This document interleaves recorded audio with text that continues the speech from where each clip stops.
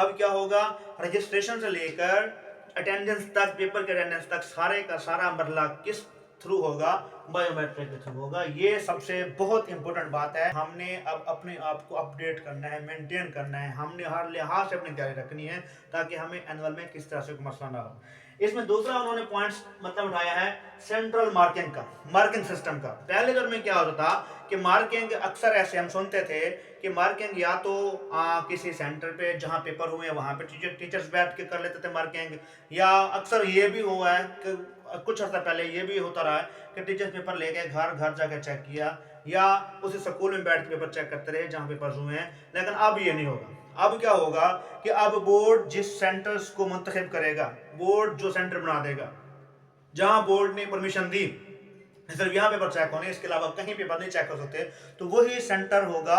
उसी सेंटर पे बैठ के टाइम लिमिट होगी कि इस टाइम तो यहाँ से लेकर यहाँ तक आप लोगों ने पेपर चेक करने, तो वहाँ बैठ कर टीचर्स पेपर चेक करेंगे, उसके अलावा कहीं चेक नहीं करेंगे। ये बहुत इंपॉर्टेंट बात है कि टीचर्स जो पेपर चेक करने वाले हैं उनको भी किसी तरह से कोई रिलैक्सेशन नहीं है, या किसी तरह से कोई उनके साथ नरमी नहीं है। टीचर्स भी अब सख्ती उनके ऊपर भी होगी कि पेपर्स को अच्छे तरीके से चेक करना है, और बच्चों के साथ भी कोई किस तरह से नरमी नहीं होगी। तो इसलिए आप लोगों ने बेटा पेपर्स आप लोगों ने देने हैं, नंबर्स आप लोगों ने लेने हैं, फेल पास आप लोगों ने होना है, तो तैयारी भी आप लोगों को करनी पड़ेगी, ये याद रखिएगा। यानी अब पेपर्स का जो चेकिंग का तरीका था या चेकिंग का सिस्टम था वो सारे का सारा चेंज हो चुका है, ठीक है।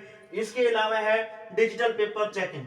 पहले ये होता था कि टीचर्स ने जो सही है उसको गलत कर दिया तो कोई इशू नहीं है, या अक्सर गलत को सही किया हो तो कोई इशू नहीं है। मतलब उसमें बच्चे का नुकसान भी होता था, किसी को फेवर मिल जाती थी।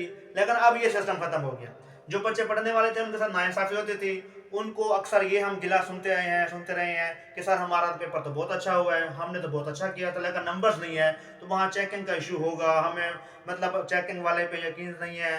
तो यार ऐसे भी सुना था कि बच्चे अक्सर पेपर बिल्कुल खाली छोड़ के आते थे, या अपनी मर्जी से ऐसे कुछ गप्पे शप्पे लगा के आते थे, तो वो बच्चे पास हो जाते थे। वो आके खुश होते थे कि सर हमने तो बस ऐसे ही ना पेपर फिल कर दिया, पेपर फिल कर दिया, हमें पता नहीं था कि हमने क्या लिखना है, बस लिख आए हैं, तो इस वजह से हम पास हो गए। तो ये सारा सिस्टम अब जो पुराना तरीकाकार था, रिवायती तरीकाकार था, उसको खत्म करके अब उन्होंने चेकिंग का तरीका भी अपडेट किया।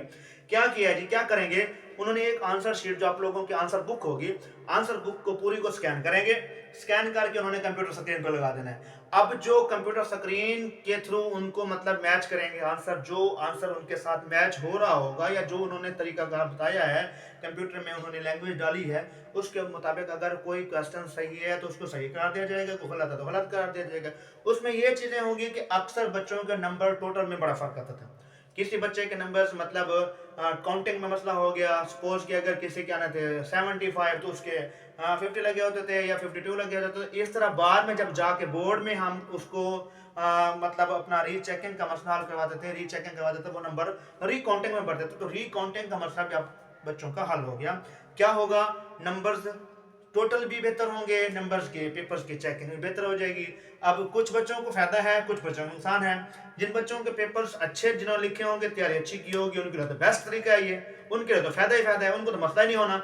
जो बच्चे तैयारी नहीं करते थे, जिनको मसला था, जिन्होंने इस निज़ाम से फायदा उठाना था या फायदा उठाया हुआ, तो उनके नुकसान है।